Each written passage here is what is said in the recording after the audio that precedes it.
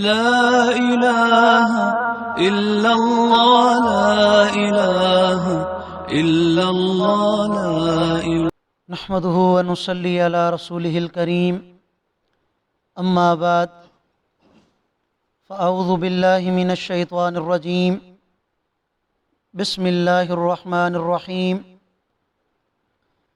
فلما جاءهم موسى بآياتنا بينات قالوا ما هذا إلا سحر مفترى وما سمعنا بهذا في آبائنا الأولين صدق اللہ العظیم۔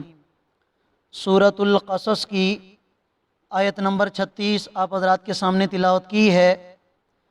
آیت کریمہ کا ترجمہ یہ ہے، اللہ رب العالمین ارشاد فرما رہے ہیں کہ جب موسیٰ علیہ السلام فرعون کے دربار میں پہنچے ہماری واضح نشانیاں لے کر، تو ان لوگوں نے کہا ما ھذا الا سحر مفترا، کہ یہ تو نرا بناوٹی جادو ہے، اور اس بات کو ہم نے اپنے آباء و اجداد سے پہلے کبھی نہیں سنا۔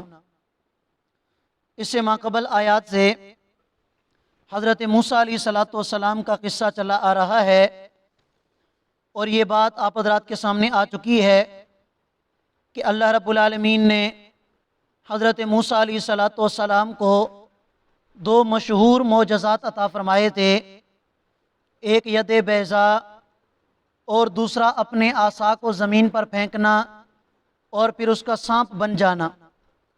جب حضرت موسیٰ علیہ السلام اللہ کے حکم سے اپنے بھائی ہارون کو لے کر فرعون کے دربار میں پہنچے اور اپنے یہ معجزات اور اپنی یہ نشانیاں ان کو دکھائیں، تو انہوں نے حضرت موسیٰ علیہ السلام کے ان معجزات کے بارے میں یہ کہا کہ یہ تو نرا بناوٹی جادو ہے۔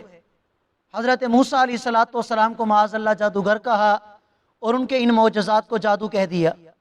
وقال موسیٰ، تو حضرت موسیٰ علیہ السلام نے جواب میں کہا ربی اعلم بمن جاء بالہدی من عندی، کہ میرا رب اس شخص کو بہتر جانتا ہے کہ جو اس کی طرف سے ہدایت کا سامان لے کر آیا ہے۔ آج تم مجھے جادوگر کہتے ہو، میرے معجزات کو جادو کہتے ہو، تو یہ بات یاد رکھنا کہ میرا رب اس بات کو بہتر جانتا ہے کہ میں کوئی جادوگر نہیں بلکہ اس کی طرف سے نبی بنا کے بھیجا گیا ہوں، اور یہ کوئی جادو نہیں بلکہ یہ اللہ تعالیٰ کی طرف سے عطا کردہ معجزات ہیں۔ اگر آج تم نے اس کا انکار کر دیا تو فرمایا وَمَن تَكُونُ لَهُ عَاقِبَةُ الدَّارِ، تو اللہ اس شخص کو بھی بخوبی جانتے ہیں کہ جس کا آخرت میں انجام اچھا ہوگا۔ آخرت بھی مراد لی جا سکتی ہے عاقبۃ الدار سے، اور دنیا بھی مراد لی جا سکتی ہے کہ دنیا کا انجام جس کا اچھا ہوگا اللہ اس کو بھی جانتے ہیں، آخرت کا انجام جس کا اچھا ہوگا اللہ اس کو بھی جانتے ہیں۔ اور اگر قرآن و سنت کے مطابق دیکھا جائے تو انجام آخرت میں اس انسان کا اچھا ہوگا جو وقت کے پیغمبر کی تعلیمات پر عمل کرتے ہوئے زندگی گزارتا ہے۔ چنانچہ اللہ کے قرآن نے خود ہی تشریح فرما دی اِنَّهُ لَا يُفْلِحُ الظَّالِمُونَ، بے شک اللہ تعالیٰ ظالم کو کبھی کامیاب نہیں کرتے۔ اور ظالم کون ہے؟ کہ جو اپنے وقت کے پیغمبر کی تعلیمات پر عمل نہ کرے۔ وقال فرعون، جب فرعون نے حضرت موسیٰ علیہ السلام کی یہ تقریر سنی تو کہنے لگا یا ایھا الملأ، اے میری کابینہ کے لوگو، ما علمت لکم من الہ غیری، میں اپنے سوا تمہارے لیے کسی خدا کو نہیں جانتا، میں ہی خدا ہوں، میں ہوں رب ہوں، انا ربکم الاعلی، میں اپنے سوا کسی اور خدا کو نہیں جانتا۔ فاوقد لی یا حامان علی الطین، اپنے وزیر اعظم حامان کو یہ حکم دیا کہ مٹی سے پکاؤ اینٹوں کو آگ کے اندر، اور پھر میرے لیے ایک اونچا محل بناؤ، اور پھر میں اس محل پر چڑھ کر حضرت موسیٰ کے خدا کو جا کے دیکھوں، کیونکہ مجھے لگتا ہے کہ یہ تو جھوٹ بولنے والا ہے۔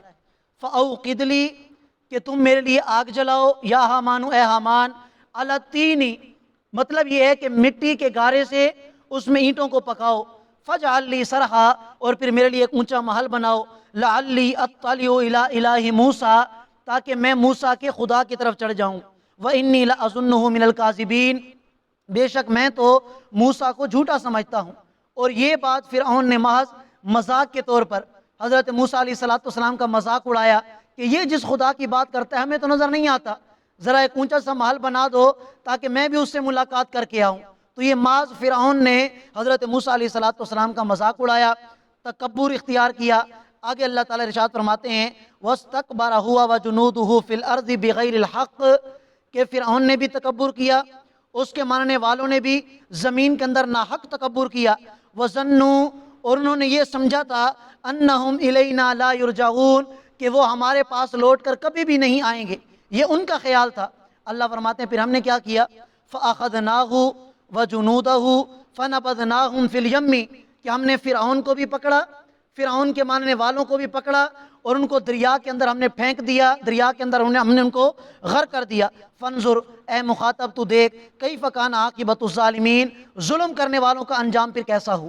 جو ظلم کرتا ہے اپنی جان پر وقت کے نبی کی نافرمانی کر کے، اللہ فرماتے ہیں کہ اے مخاطب تو دیکھ لے کہ جو اللہ ان کا انجام ایسے کر سکتا ہے، تو اگر تم نے بھی اپنے وقت کے نبی کی بات کو نہ مانا، اس کی مبارک تعلیمات پر عمل نہ کیا، تو وہ اللہ عذاب دینے پر تمہیں بھی قادر ہے۔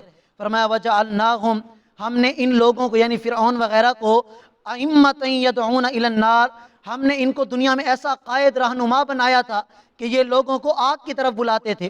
وَيَوْمَ الْقِيَامَةِ لَا يُنصَرُونَ، اور قیامت کے دن ان کی مدد نہیں کی جائے گی، اس دن یہ معافیاں مانگیں گے۔ بلکہ فرعون کا واقعہ تو آپ نے پڑھا ہے کہ جب اس نے اللہ کے عذاب کو اپنی آنکھوں سے دیکھا تو اس وقت کیا کہتا تھا کہ جس پر بنو اسرائیل ایمان لائے، جس رب پر میں بھی ایمان لاتا ہوں، اللہ فرماتے آن، اب تمہیں عقل آئی ہے، اب وقت نہیں ہے، تمہارا ایمان قبول نہیں ہوگا۔ اللہ تعالیٰ نے عذاب میں مبتلا کر کے دکھا دیا۔ فرمایا وَيَوْمَ الْقِيَامَةِ لَا يُنصَرُونَ، اسی طرح قیامت کے دن بھی ان کی مدد نہیں کی جائے گی۔ وَأَتْبَعْنَاهُمْ فِي هَذِهِ الدُّنْيَا لَعْنَةً، اللہ فرماتے ہیں کہ یہاں دنیا ہی سے ہم نے لعنت کو ان کے پیچھے لگا دیا، دنیا میں بھی رسوا، دنیا میں بھی اللہ کی رحمت سے دور، اور کل کو قیامت والی ہمیشہ ہمیشہ والی زندگی میں بھی یہ اللہ کی رحمت سے دور ہوں گے۔ وَيَوْمَ الْقِيَامَةِ هُمْ مِنَ الْمَقْبُوحِينَ، فرمایا کہ قیامت کے دن ان کا شمار ان لوگوں میں ہوگا کہ جو بدحال ہوں گے، کوئی ان کا حال پوچھنے والا نہیں ہوگا، کوئی ان کی مدد کرنے والا نہیں ہوگا۔ کیوں؟ اس لیے کہ انہوں نے دنیا میں اللہ کی نہ مانی، اللہ کے پیغمبر کی نہ مانی۔ اللہ تعالیٰ مجھے اور آپ کو حضرت موسیٰ علیہ السلام کے قصے سے یہ سبق دینا چاہتے ہیں، یہ نصیحت کرنا چاہتے ہیں کہ تم بھی اللہ کی مانو اور اللہ کے محبوب کی مانو۔ اللہ کی مان کر، اللہ کے محبوب کی مان کر زندگی گزارو گے، اللہ دنیا میں بھی عزتوں سے نوازیں گے، آخرت میں بھی عزتوں سے نوازیں گے۔ اور اگر دنیا کی خاطر اپنی خواہشات کے پیچھے چلتے رہے، نہ اللہ کی مانی نہ اللہ کے رسول کی مانی، اللہ دنیا میں بھی ذلیل اور رسوا کریں گے اور آخرت والی ہمیشہ والی زندگی میں بھی ذلیل اور رسوا کریں گے۔ اللہ ہم سب کو سمجھنے اور عمل کرنے کی توفیق عطا فرمائے۔ جزاکم اللہ۔